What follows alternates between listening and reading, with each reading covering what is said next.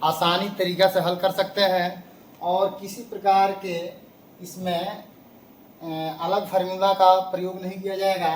सीधे लिखेंगे प्रथम परिमेय संख्या।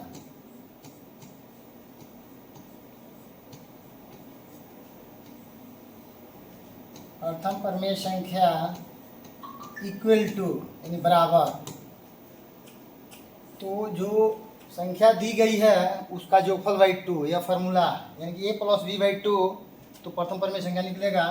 तो लिखेंगे 3 प्लस 4 बाई 2 इक्वल टू 3 और 4 को जोड़ेंगे तो हमारा हो जाएगा 7 बाई 2।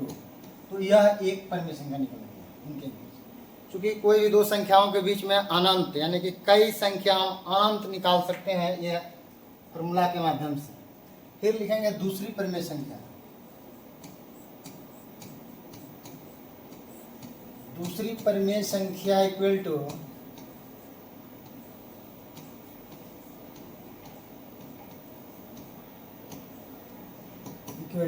अब क्या करेंगे कि जो पहला हमको दिया गया है प्रश्न के माध्यम से उसको और जो हमारा प्राप्त हुआ है उसको जोड़कर फिर दूसरे भाग देंगे। यह प्रक्रिया कंटिन्यू चलता रहेगा। तो इससे हम अनंत हजारों करोड़ों परिमेय संख्या निकाल सकते हैं। यही इसका एक उपाय है और विधि है जो हम आसान तरीक़ा से निकाल सकते हैं। तो फिर लिखेंगे 3 प्लस 7 बाई 2 मेन बटा ई हो गया। और इसको हम कैलकुलेट करेंगे तो हमारा मान आएगा यहाँ 2, यहाँ 3 बाई 1 है तो 1 और 2 का एलसीएम निकाल लेंगे, 2 होगा। और ऊपर है ना बटा पर का घटा जोड़ जिसे बनाते हैं उसके हिसाब से बना लेंगे। 3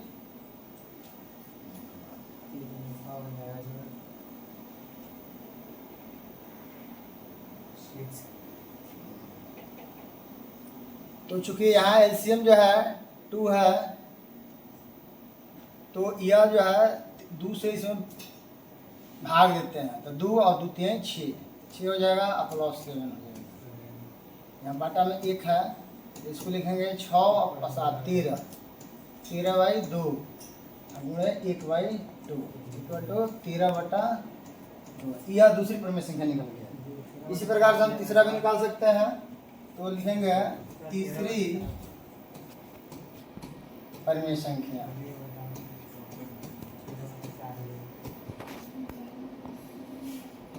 इक्वल टू तीसरी परिमेय संख्या वहाँ जैसे कि हम 2 नंबर में निकाले हैं तो इसका एलसीएम लेते हुए 13 बाई 2 इंटू 1 बाई 2 2 दूना 4 यानी 13 बटा 4 आ गई। तीसरी परिमेय संख्या हम निकालेंगे तो फिर वही प्रक्रिया अपनाएंगे जैसे कि तो 4 प्लस यहाँ 7 बाई 2 ले सकते हैं या 13 बाई 4 भी ले सकते हैं, कोई दिक्कत नहीं है।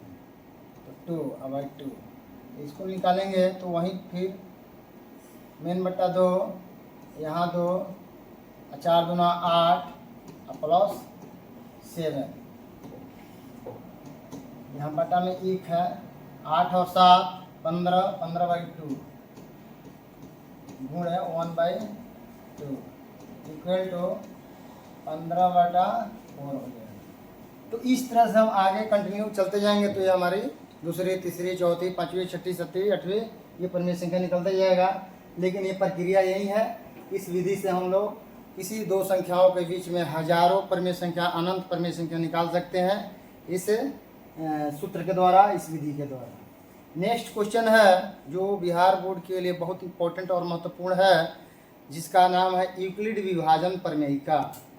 तो यह थ्योरम आता है। यूक्लिड एक बहुत बड़ा मैथमेटिशियन था जो यूनान के रहने वाला था और यूनान में एक एलेक्जेंड्रिया जगह है जहाँ पर इन्होंने अपना मैथमेटिक्स के क्षेत्र में बहुत सारे ज्योमेट्री के क्षेत्र में एक्सियम थ्योरम साध्य प्रमेय को सिद्ध करके इन्होंने दिखाया, जिसको आज हम 10th क्लास के मैथमेटिक्स में ज्योमेट्री में खास करके पढ़ते हैं और अध्ययन करते हैं। और यूक्लिड को हम फादर ऑफ ज्योमेट्री के नाम से जानते हैं। ज्यामिति के पिता के नाम से यूक्लिड को जाना जाता है, जिन्होंने एक किताब लिखा जिसका नाम था द एलिमेंट नामक पुस्तक में इन्होंने 13 खंड में लिख दिया, जिसमें 6 खंड की पढ़ाई हम 10th लेवल पर करते हैं। तो उसकी जानकारी इन्होंने एक अपना संख्या से संबंधित एक भाग देने की प्रक्रिया बताया था। उस प्रमेय को हम लोग यहाँ सिद्ध करके दिखाएंगे, जिसका नाम है यूक्लिड विभाजन प्रमेय का। नेक्स्ट क्वेश्चन,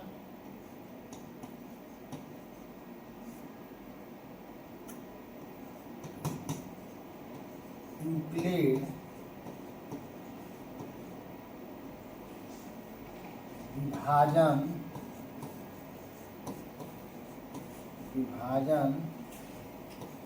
प्रमेय का।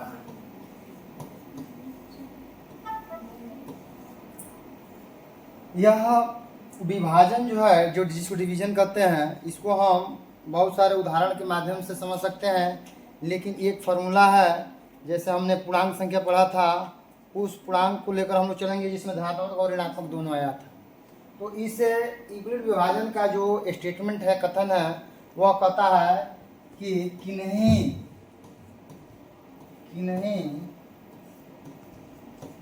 दो धनात्मक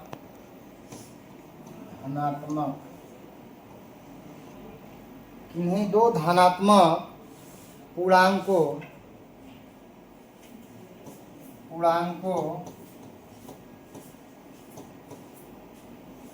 ए तथा बी, किन्हीं दो धनात्मक पूर्णांकों ए तथा बी के लिए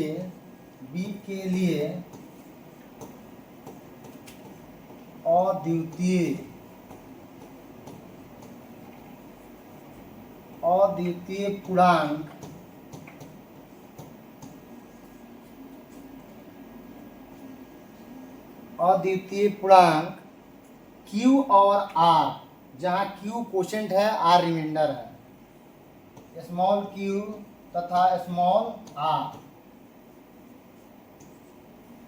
r इस प्रकार मौजूद होते हैं,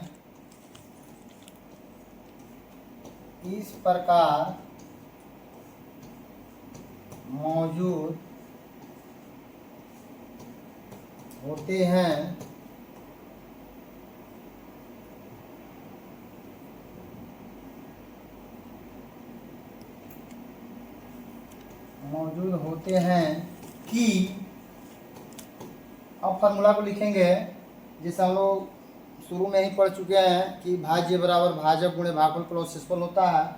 उसी को इन्होंने अपने यूक्लिड विभाजन प्रमेयिका में बताया है, जिसको हम अलजेब्राइक मेथड में लिख सकते हैं, जिसको बीजीय रूप दिया गया है। तो a equal to b q plus r, where यानी कि जहाँ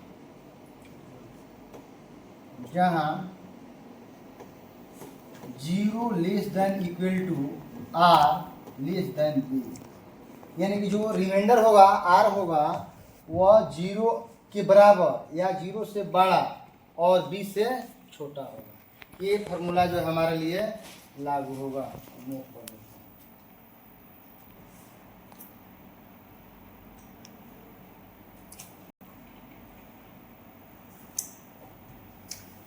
इसके बाद लिखेंगे अर्थात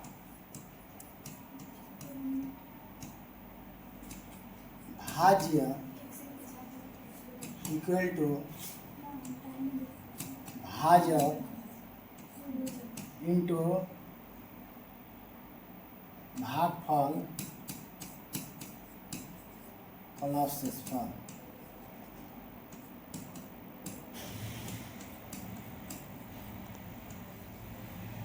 इसको हम दूसरे तरीका से लिख सकते हैं, जिसका आसान तरीका है कि भाज्य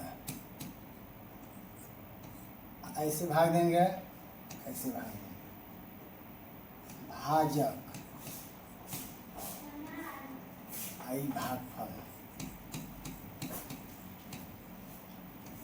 इसको हम घटाते हैं तो यहाँ शेषफल।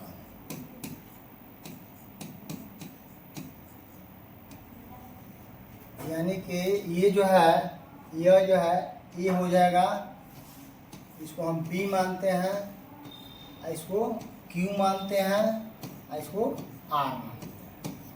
ठीक, ये जो है R का मतलब रिमाइंडर, Q माने कोसेंट, ये जो है भाज्य यानी कि डिवाइड, ये डिवाइजर है। तो इसी के आधार पर हम लोग अपना जो भी संख्या लेंगे और दोनों के बीच में एचसीएफ निकालना हो, चाहे यूक्लिड विभाजन तरीका से हम किसी को हल करके दिखाना हो, उसमें ये सारे बातें आ जाती है। यानी कि जैसे कि लिखा गया है, तो इसी के आधार पर हम ए बराबर बी क्यू प्लस आर, जहाँ पहले लिखा गया था कि 0 लेस देन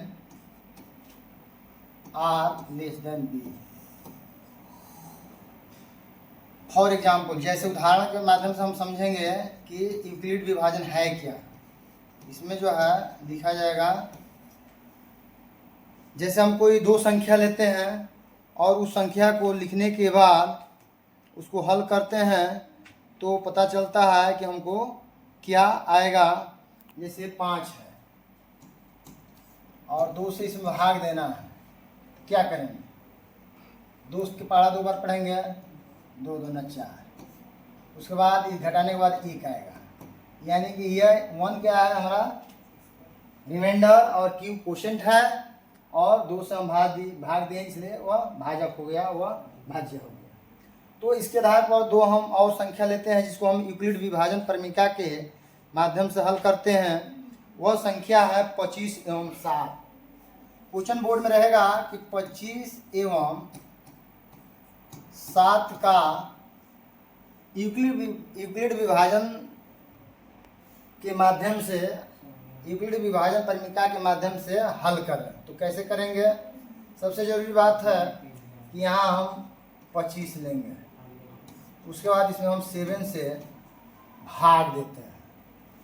और डिविजिबल एक ऐसा प्रक्रिया है जो कंटिन्यू चलता रहता है, और इसमें हम जब भाग देंगे तो 7 में 7 के 21, तो यहाँ पर 3 लिखेंगे, यहाँ 21 लिखेंगे। फिर यहाँ क्या आएगा 4, फिर इसको यहाँ उतारेंगे तो 4 एकम 4, फिर यहाँ 3, फिर यहाँ 4, तो 3 एकम 3, फिर 1 आ गया। अब क्या करेंगे कि जो विभाजन प्रक्रिया है इसके माध्यम से हम जो फार्मूला है हमारा यूक्लिड ने जो दिया था उसके हिसाब से इसको हम सेट कर देंगे।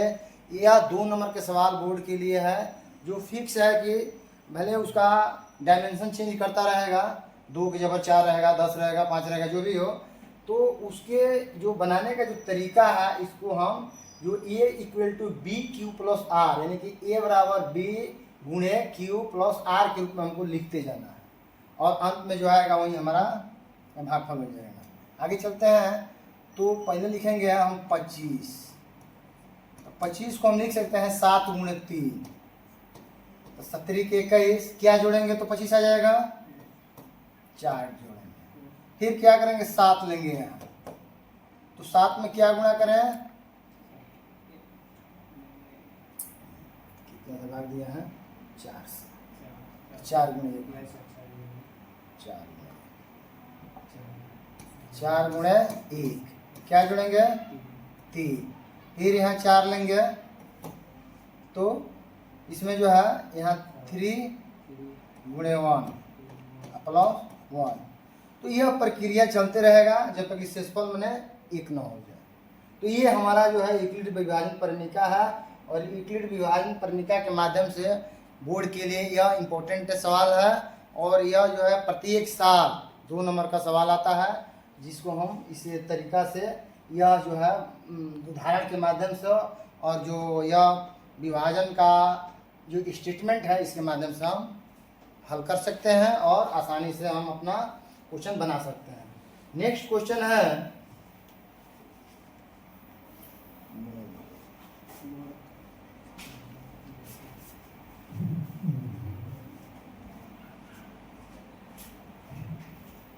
अगला क्वेश्चन हम देखेंगे जो बिहार बोर्ड एग्जामिनेशन के लिए इम्पोर्टेंट है। वह क्वेश्चन है अभाज्य गुणनखंड विधि द्वारा एचसीएफ और एलसीएम ज्ञात करना।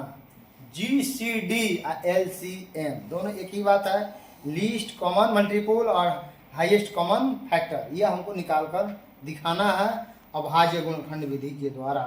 क्वेश्चन नंबर 3 जो है इसको लिखेंगे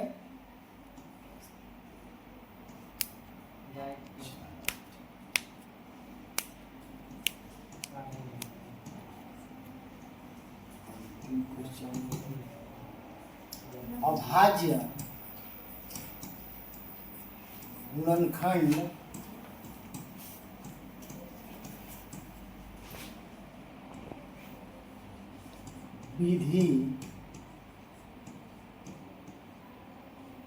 विधि द्वारा HCF एवं LCM ज्ञात करना।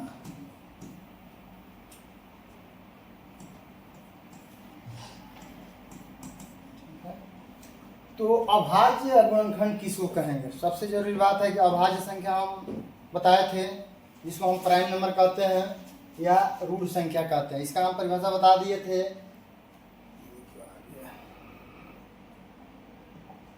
तो अभाज्य संख्या क्या है? को प्राइम नंबर।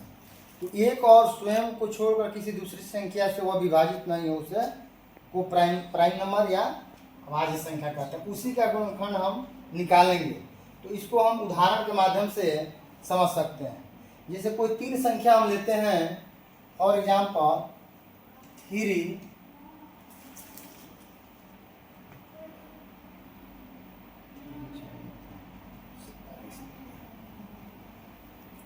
9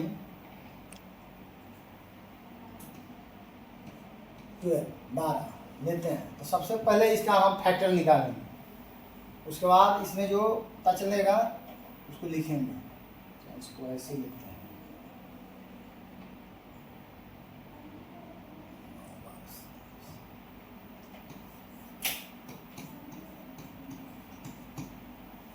पहले 9 का फैक्टर निकालेंगे। यहाँ 9, 12, 27, 3 का 9, इसका ये हो जाएगा। उसका बाद इसका निकालेंगे 2 से 6, 2 से 3, फिर इसका निकालेंगे 3 से 3 का 9, फिर 3 से 3 का 9। ये हमारा फैक्टर हो गया। और इसके बाद हम इसको लिख लेंगे यहाँ पर कि 9 इक्वल टू 3 गुणा 3, फिर क्या करेंगे 12 यानी कि 12, तो 2 इंटू 2 इंटू 3, फिर क्या करेंगे 27 27, इसको लिख लेंगे।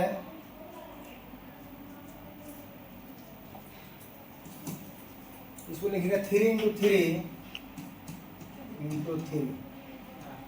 तो ये जो हम देख रहे हैं ये संख्या, इसको हम कहते हैं HCF, जो कॉमन है तीनों में। तो इसके माध्यम से हमारा HCF निकल गया, जो बोर्ड के लिए महत्वपूर्ण है। और यह बोर्ड में क्वेश्चन निश्चित है कि एक दिया जाता है, जिसको हम इस तरीका से हम बना सकते हैं, हल कर सकते हैं। तो इसका देयरफॉर HCF इक्वल टू 3 जो कॉमन है। अब आगे चलते हैं, फिर हमको LCM निकालना है। अब LCM तथा LCM इक्वल टू,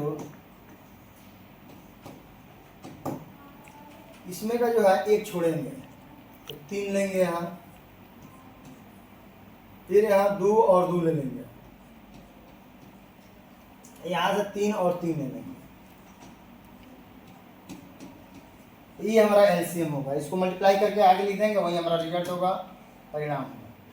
तो 3 दूना 6, 6 दूना 12, 1 2 4 3 दूना 6, 6 दूना 12, 12 ये टोटल समान 108। इसका LCM हो जाएगा 108। तो इस प्रकार से हम कोई भी संख्या अगर 2 गो 3 गो 4 गो जो भी दिया रहेगा, तो उसका हम फैक्टर निकाल कर और आसानी तरीका से HCF और LCM ज्ञात कर सकते हैं। इसके बाद जो बोर्ड के लिए महत्वपूर्ण क्वेश्चन है, उसमें √3 है, √5 है, √2 है, √6 है, √8 है, चाहे 3 + √5 है, चाहे 2 + √3 है। यह जो है बोर्ड की दृष्टि से बहुत इम्पोर्टेंट है, उसको हम सिद्ध करके दिखाते हैं। और आगे हम जाएंगे तो BSc रियल एनालिसिस में यह जो है सेम क्वेश्चन पढ़ने को मिलता है। इसलिए हम सभी छात्राओं को यह जरूर कहेंगे कि आप लोग इस स्टेटमेंट को ठीक ढंग से सुनकर और आगे जब हम बीएससी मैथमेटिक्स क्लास लेंगे तो उसमें रियल एनालिसिस एक किताब आता है, उसमें हम यही क्वेश्चन पढ़ेंगे जो अभी हम बताने जा रहे हैं। और यह अंतिम क्वेश्चन है और इस रियल नंबर से इतना ही क्वेश्चन आता है और ऑब्जेक्टिव आता है। इतना हम तैयारी अगर ठीक ढंग से कर लेते हैं तो हमारे लिए आसान हो जाएगा 15 नंबर लाना। और इसमें आता है कि prove that √2 is not rational number. Question है कि साबित करें कि √2 परिमेय संख्या नहीं है, अर्थात √2 इरेशनल नंबर है, यानी कि अपरिमेय संख्या। इसको हमको सिद्ध करके दिखाना है, जो बोर्ड के लिए इंपॉर्टेंट है। आगे हम चलते हैं, इस सवाल को ठीक ढंग से समझेंगे और बोर्ड की दृष्टि से इसको हम अपने पक्ष में कर लेंगे ताकि परीक्षा में हमको बनाने में दिक्कत नहीं होगा। नेक्स्ट क्वेश्चन, 3 क्वेश्चन हो गया था ना, 3 4, बस यहीं बनाकर बंद किया जाएगा। क्वेश्चन नंबर 4, प्रश्न संख्या 4 पर हम चर्चा करेंगे। 4, साबित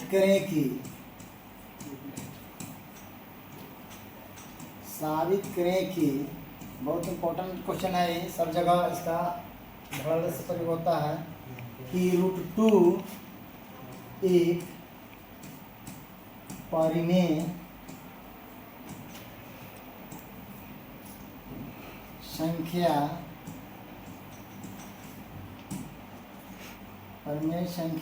नहीं है। और यही सवाल √2 चाहे √6 √8 √3 करके हम लोग रियल एनालिसिस में पढ़ते हैं। लिखते हैं कि प्रूव दैट या शो दैट, जब भी परीक्षा में पूछेगा अंग्रेजी में तो prove that √2 is not rational number.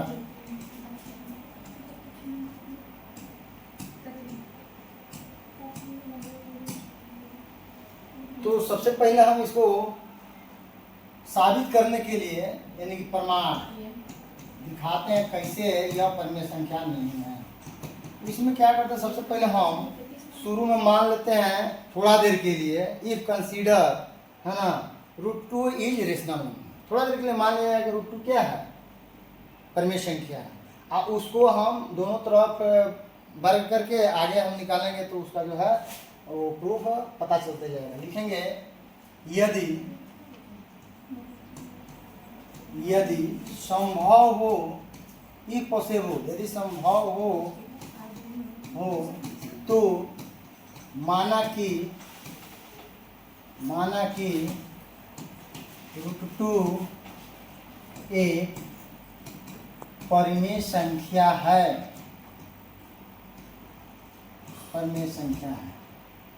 थोड़ा देर के लिए मान लिया गया। जैसे कि हम उदाहरण देते हैं कि कोई व्यक्ति है, अगर हमारे पास आया हुआ है, अगर हम कहते हैं कि वो अच्छा व्यक्ति है ना, सीधा साधा है और उनका जो है व्यक्तित्व अच्छा है, लेकिन बाद में किसी माध्यम से साबित होता है कि नहीं यह चोर है, बदमाश है, तो उसको कैसे, तो उसके चारों ओर से जो है पूछताछ करने से पता चलता है कि हाँ वास्तव में इसका व्यक्तित्व सही नहीं है। उसी प्रकार से यह √2 को थोड़ा देर के लिए मान लिया गया, यदि संभव हो, इफ पॉसिबल, है ना, लेट √2 इज रेशनल नंबर। तो जब √2 परिमेय संख्या हमने थोड़ा देर के लिए मान लिया गया तो इसको अलजेब्राइक मेथड में हम लिख सकते हैं कि इसलिए √2 = p/q। तो इसको हम p/q लिख सकते हैं, क्योंकि p और q 2 पूर्णांक है और इसको हम रेशनल नंबर पहले माना था, वेयर q ≠ 0, मैंने q 0 के बराबर नहीं होना चाहिए। अब करेंगे कि लिखेंगे कि squaring with both side we get, अब दोनों तरफ वर्ग करने पर। यही सीधा तरीका है, आसानी से हम परीक्षा में इसको लिख लेंगे, इसमें कोई दिक्कत नहीं होगा। आगे इसमें लिखते हैं कि दोनों तरफ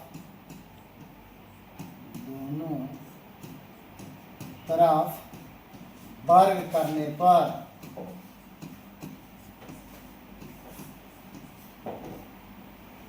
दोनों तरफ वर्ग करेंगे तो निश्चित है कि √2 का होल स्क्वायर हो जाएगा इक्वल टू p/q के होल स्क्वायर हो जाएगा। ठीक है, OR अथवा √2 का वर्ग 2 हो जाएगा equal to P square by Q square, अब तीसरा तीसरी गुणा करेंगे वो आर, तो ई हो जाएगा 2q स्क्वायर बराबर पी स्क्वायर। अब देखो इसमें होता है क्या कि इसको हम समझने के लिए कैसे डिविजिबल है, जैसे 2 में मल्टीप्लाई है क्यू स्क्वायर, पी जिसे हम 10 लिखते हैं, 10 अगर लिखते हैं उदाहरण के तौर पर, तो हम इसको 5 × 2 लिख सकते हैं। फिर ये 5 को उधर करेंगे, इधर लाएंगे, तो क्या हो जाएगा 10/5 हो जाएगा इक्वल टू 2, 5 × 10 2 बराबर 2 हो गया, इसी हो गया। वैसे हम लोग डिफ्रेंसिएशन में पढ़ाएंगे, कांस्टेंट राशि का डिफ्रेंसिएशन 0 होता था, 0 बराबर 0, ऐसे भी आ जाएगा। तो इसी रूप में है, 2 जो है ना, इसका जो है एक गुणनखंड 2 है, तो इसको जो है हम डिविजिबल मानेंगे, और यह जो है थोड़ा देर के लिए इसका एक भाज्य है, इसका क्यू का, तो इसको मान लिए। अब इसमें जो है आगे, अब यहाँ लिखेंगे, यहाँ पी स्क्वायर लिखेंगे, यहाँ इसको मिटा देते हैं,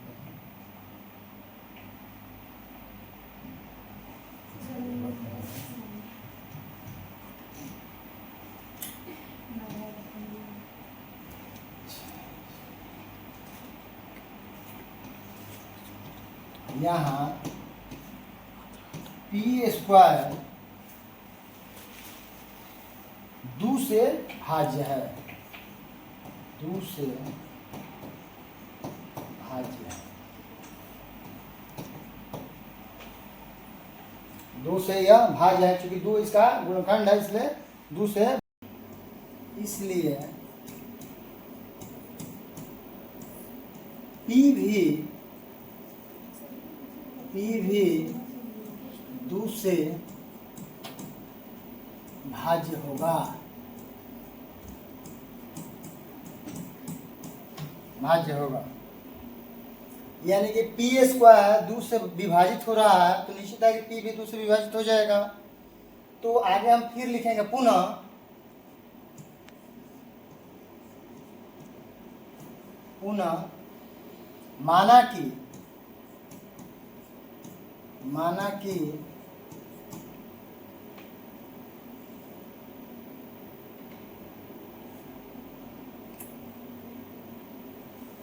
माना कि P इक्वल टू 2m। अब इसको फिर उसी तरह से जब पहले हम जो काम किए थे उसी को फिर squaring with both side we get, यानी दोनों तरफ बार करने पर, दोनों तरफ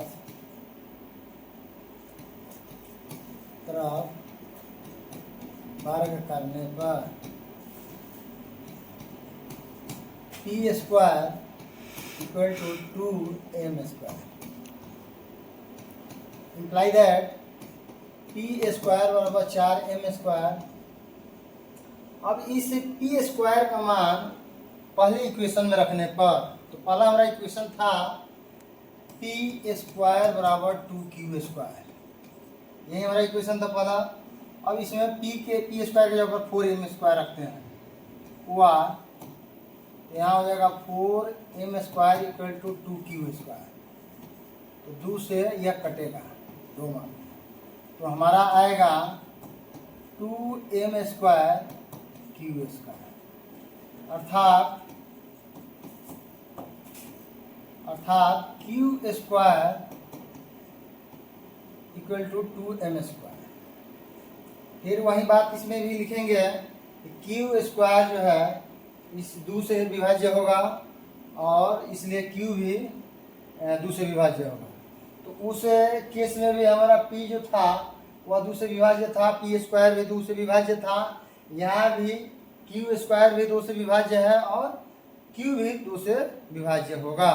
यहाँ लिखेंगे, यहाँ q,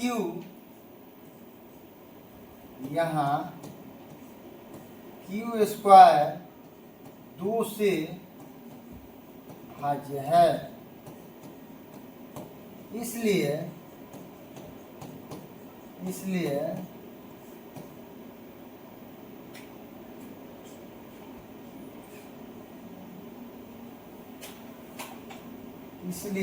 Q भी 2 से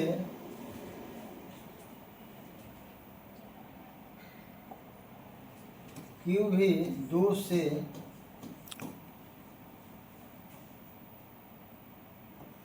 भाज्य होगा।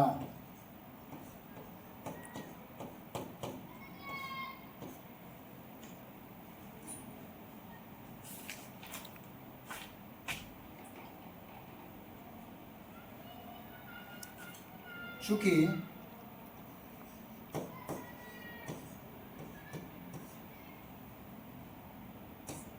P तथा Q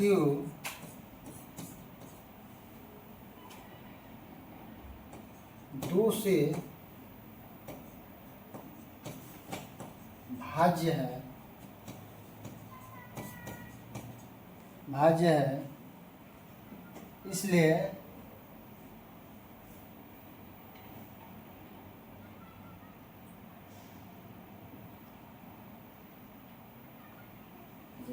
इसलिए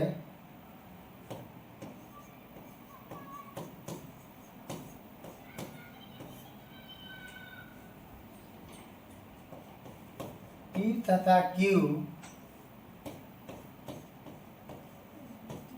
भाज्य संख्या है।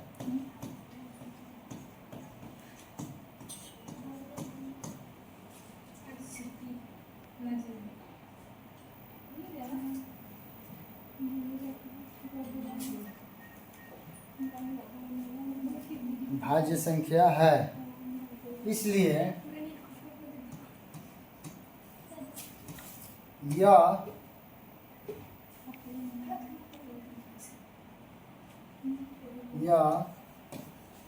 हमारी मानी गई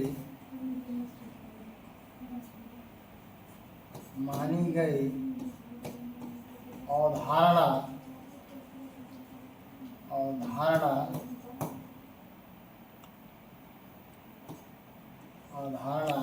गलत या विरोधाभास है। अतः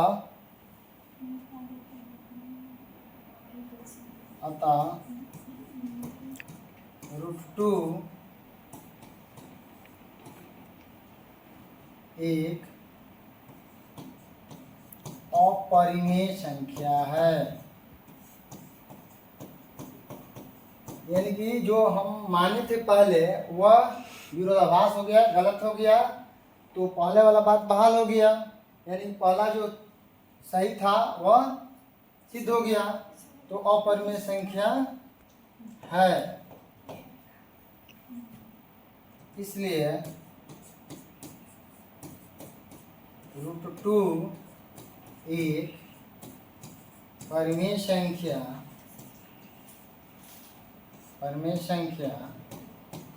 नहीं है।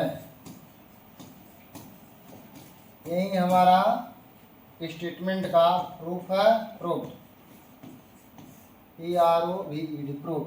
तो इस प्रकार से जो हम कथन माने थे कि थोड़ा देर के लिए मान लिया कि √2 परिमेय संख्या है, लेकिन बाद में यह चारों ओर से सिद्ध करने के बाद पता चलता है कि जो हम माने थे वो अवधारणा गलत साबित हुई। तो गलत जब ये साबित हो गया कि परिमेय संख्या नहीं है, यानी कि यह √2 क्या है, एक अपरिमेय संख्या है। यही हमारा क्लास था 10th में, जो √2 परिमेय संख्या नहीं है। और इसी के आधार पर और सारे जो है जितने अपरिमेय संख्या है उसको हम सिद्ध करके दिखा सकते हैं। फॉर एग्जाम्पल √2 है, √5 है, या √8 है, √7 है, या 2 + √3 है, या 3 + √5 है। इस तरह से बहुत सारे इसमें उदाहरण आएंगे जो बोर्ड के लिए इम्पोर्टेंट है। तो आगे सभी छात्र अपने से उस सवाल को इसी के आधार पर सिद्ध कर लेंगे जो परीक्षा के लिए महत्वपूर्ण है। जैसे कि √2 का हम उदाहरण सिद्ध करके बता दिए, और इसके बाद √3 है, √5 है, √6 है, √8 है, या 2 + √3 है, या 2 - √5 है, इत्यादि बहुत सारे उदाहरण दिए हुए हैं। उसको हम लोग बना लेंगे जो बोर्ड के दृष्टि से इम्पोर्टेंट है। और पिछले साल जो परीक्षा में पूछी गई है उसके हिसाब से अपना तैयारी करेंगे। नेक्स्ट जो है यह जो है रियल नंबर जो वास्तविक संख्या चैप्टर है, यह क्लास 10th का पहला चैप्टर है और इसमें जो भी इम्पोर्टेंट फार्मूला था या डिफिनीशन था उसका हम लोग 3 क्लास में हमने समाप्त कर दिया और इसको हम ठीक ढंग से तैयारी कर लेंगे।